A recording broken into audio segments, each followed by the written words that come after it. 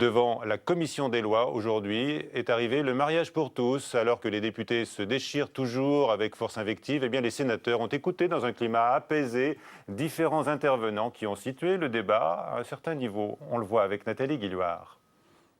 Au Sénat, loin des invectives du Palais Bourbon, le temps des auditions a commencé. Une première journée marquée par la présence d'éminents spécialistes visiblement satisfaits d'avoir pu développer leurs propos. La commission du Sénat m'a accordé, comme aux autres, je suppose 1 heure, alors que dans mon souvenir, quand j'ai été reçu à la commission des lois de l'Assemblée nationale, nous étions 5 pour 1 heure. Donc on avait un temps extrêmement limité. La sociologue Irène Théry, déjà auditionnée à l'Assemblée nationale, n'a pas parlé aujourd'hui du mariage pour tous, mais de l'adoption. L'avantage de la deuxième chambre, poursuivre la réflexion de ce projet de loi. Il n'y a pas de redite entre l'Assemblée nationale et le Sénat, parce que nous pouvons approfondir des questions qui ne l'ont pas été et dont on aperçoit au fur et à mesure de la discussion qu'au fond, ces malentendus sont au centre. Et je crois que le Sénat va avoir un rôle très particulier dans la capacité qu'il aura à démêler ces malentendus sur la filiation. Pour le rapporteur du texte sur le mariage pour tous, le débat n'en sera que plus serein. On verra quand le débat viendra en séance. Je pense que ce sera beaucoup plus apaisé au Sénat. Et si j'en crois les auditions qu'on a eues cet après-midi, on peut voir que le climat était quand même plus apaisé. Je sais, par le rapporteur et Erwan Binet qui me l'avait dit, que certaines auditions à l'Assemblée nationale avaient été très houleuses. Ici, ce n'est pas le cas. Donc je crois qu'on aura un débat plus serein, plus apaisé et peut-être plus constructif. Les auditions au Sénat ne font que commencer. Durant 3 semaines, associations de familles, sociologues, philosophes et représentations des cultes vont se succéder en commission avant l'ouverture des débats. Nos 2 invités, donc Michèle Meunier, que je vous présentais tout à l'heure, sénatrice socialiste de Loire-Atlantique. Vous allez jouer un rôle important dans le débat sénatorial. Et puis Frigide Barjot, qu'on présente plus maintenant, un passionnariat anti-mariage gay, en tous les cas porte-parole du collectif La Manif pour tous. Oui, voilà. Tout à fait. Alors, tout a été dit sur le mariage gay. Ce sont les Verts de l'Assemblée nationale qui le disent aujourd'hui. Ils sont là, ils sont pressés de passer à autre chose. Michèle Meunier, non, on s'aperçoit que tout n'a pas été dit. On l'a entendu lors de cette audition, cette première audition. On a entendu des choses très intéressantes qui, peut-être, ont déjà été dites par les différents intervenants et intervenantes de cet après-midi. Mais en tout cas, c'est une façon complémentaire, supplémentaire, de venir enrichir un débat qui se doit d'être serein, dépassionné, parce qu'il y a beaucoup d'émotions là-dedans. Et encore une fois, c'est la conviction et la sérénité qui nous porteront. Le débat, c'est pour faire évoluer les positions des uns et des autres. C'est votre espoir ? Alors, les positions, je ne sais pas si elles pourront évoluer, parce que je pense que dans ce qui se passe aujourd'hui, ceux qui sont carrément contre et hostiles, que Mme Barjot défend, garderont sûrement cette même posture a priori contre l'extension de ce droit.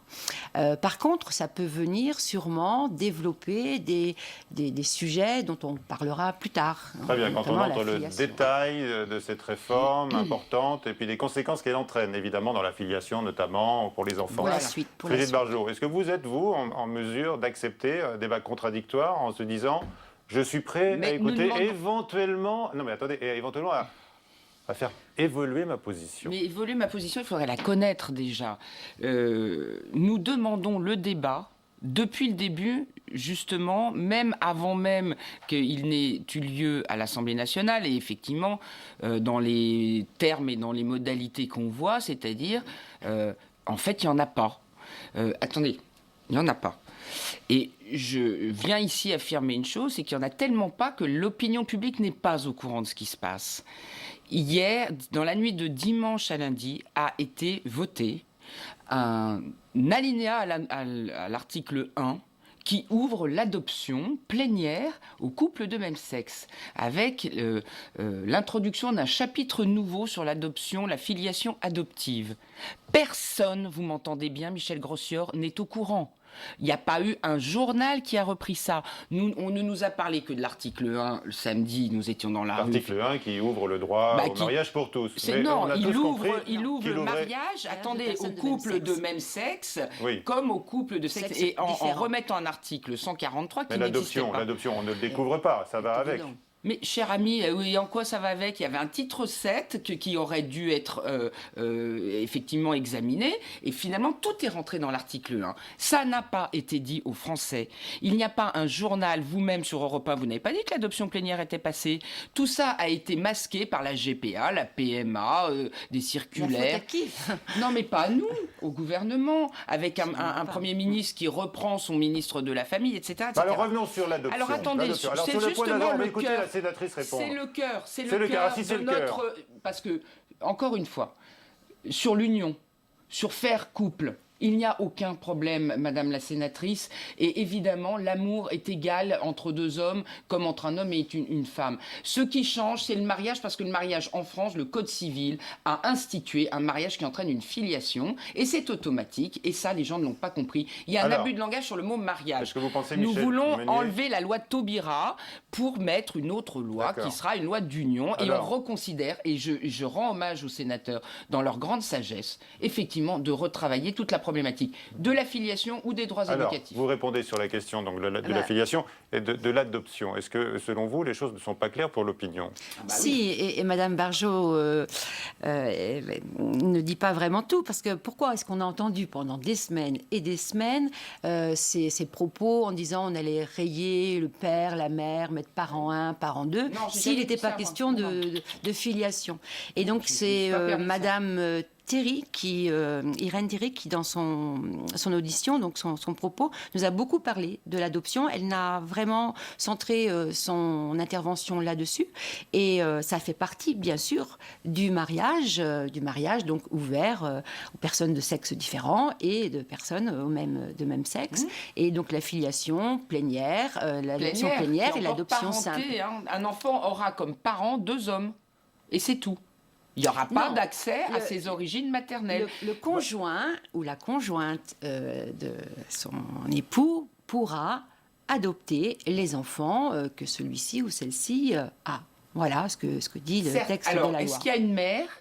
Et s'il n'y a pas de mère, est-ce que la branche maternelle sera compensée par un homme? Voilà toute Mais la problématique. Et c'est évidemment, je pense, aujourd'hui, Vous et tant mieux. franchement hostile à ce Enfin, schéma. Alors, Madame la écoutez, vous sénatrice. savez qu'il y a 55% des Français qui sont hostiles aussi. Et aujourd'hui, ils ne savent même pas que ça a été adopté en première lecture à l'Assemblée nationale.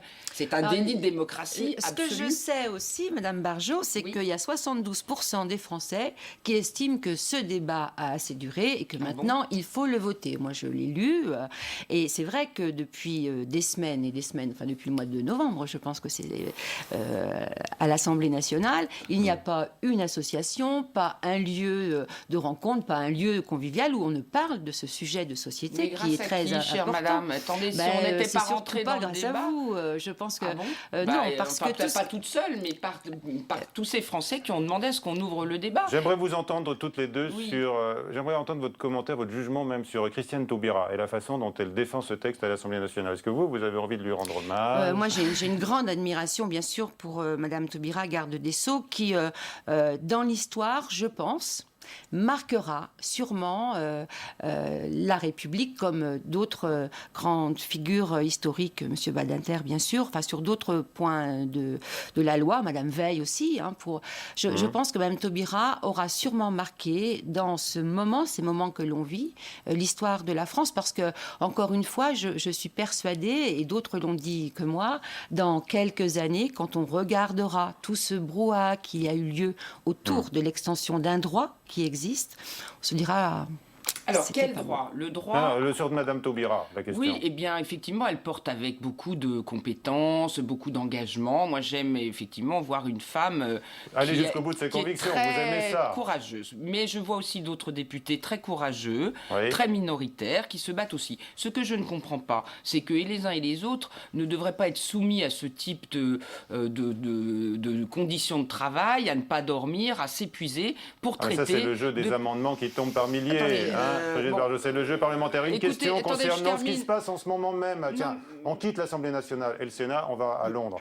Pendant ce temps-là, les parlementaires britanniques votent pour le mariage gay. Et c'est une initiative de la droite qui est appuyée en Grande-Bretagne par la Par gauche. des libéraux. Alors, je vais vous expliquer. Ça n'est pas le même mariage. Ça n'est pas un mariage qui emporte filiation et parenté absolue de deux personnes de même sexe. Il va falloir arrêter de mentir aux Français. La filiation nouvelle sociale qui a été créée hier en première lecture n'existe pas dans les autres pays. Donc, il va bien falloir le dire et il va falloir laisser accès aux origines des enfants. Voilà, c'est tout ce que nous disons. On peut avoir des parents sociaux puis des parents biologiques. On ne met pas en cause la parenté biologique parce que ça fait une filiation certaine. Est-ce qu'au Sénat, on Mais parlera... c'est pas une théorie, c'est une réalité. Ça, Est-ce qu'on c'est pas un droit de parlera faire C'est des la enfants. loi du sang.